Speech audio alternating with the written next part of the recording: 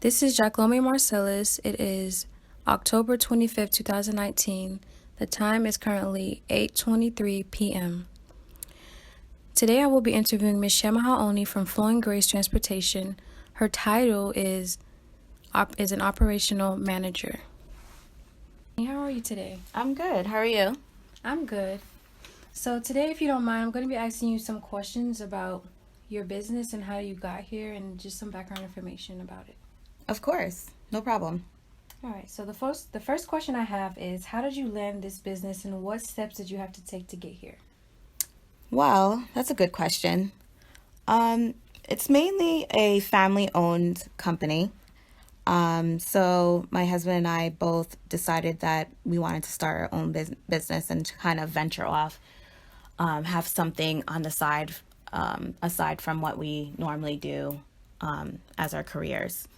And so, after we prayed about it and made a decision, we decided to start a transportation company because we felt that transportation was a vital, essential tool for just about everyone who needs to get around. And not only do we provide transportation, we also we specify or we target patients, meaning we take patients to and fro their doctor's appointments. Yeah, that's really good. So, how would you describe your job to someone who either wants to work there or for someone who wants to put funds into your company?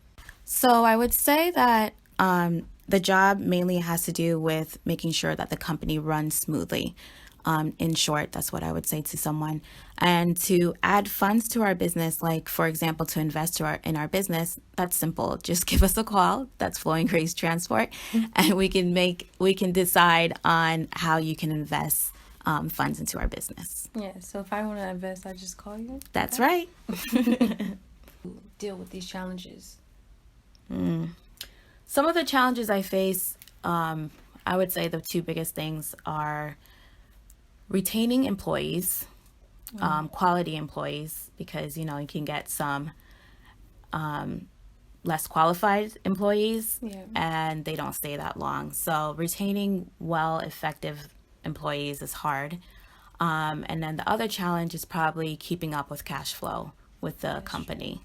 So you asked, How do you face these challenges? how do I face these challenges? So we look for incentives for the employees to get them to stay, of course.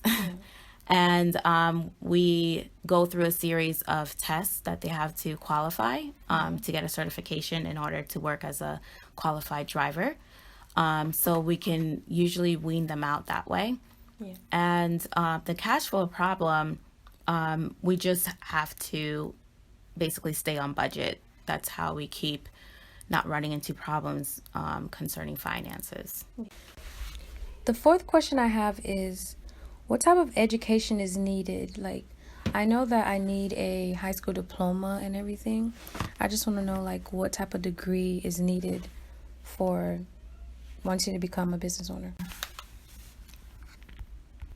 You need a bachelor's in business, and basically any bachelor's degree in business in that field, because I know it goes into minors of finances, or it may go into a minors in marketing. So just having that core bachelor's degrees in business is important too, but definitely a business background is essential. And finance is a good idea. That's probably, a little cherry on top of the cake, is to get into probably a master's into financing. So, the fifth question I have is, would you say it's better to work in a team or is it better to work alone? Well, that's a good question. I would definitely say working with a team is probably more influential because I do believe in the proverbs that iron sharpens iron. So when you work with a team, there's some other teammates that may have some characteristics that you may need, or have some different qualities that they have that you may need for your team in specific. So I would definitely say that working in a team is not only better, but also helps you grow Yeah. as part of the business. And you could always like get different ideas from your team as well. Right. Like, Yeah, the ideas will keep flowing. So one person's idea might be different from the other person, and how we attack the idea is also interesting because someone might have a different opinion on how to get that idea done.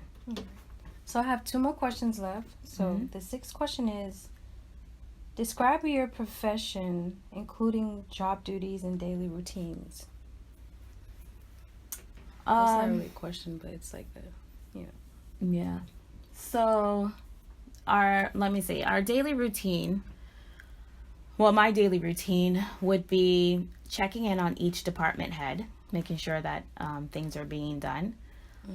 If there was any task for that day, or if there was any goal that needed to be met, I would check in with that to make sure that was accomplished. I have to look at the accounting to make sure that cash flow is all account payable and receivable is complete. And then, I just tackle some of the long-term goals that we have that needs to be done for the business. Yes. So the last question is, what additional advice would you give me for wanting to become a business owner? Well, I would definitely say don't give up, because there's definitely going to be challenges that come up. When we started our company, we had quite a few challenges, and we almost felt like maybe this wasn't the company for us to start, but we didn't give up. And now we're an established company that's been keeping itself going. So that's definitely one thing I would like to say, is just don't give up. And number two, definitely do your research. Look into, there's grants that the Florida state gives towards different businesses. And as a small business owner, there's wonderful loans that doesn't have a high interest rate on it that you could even apply for. And seek people to help you. There's a great small business organization within Florida that you could always join for free, and they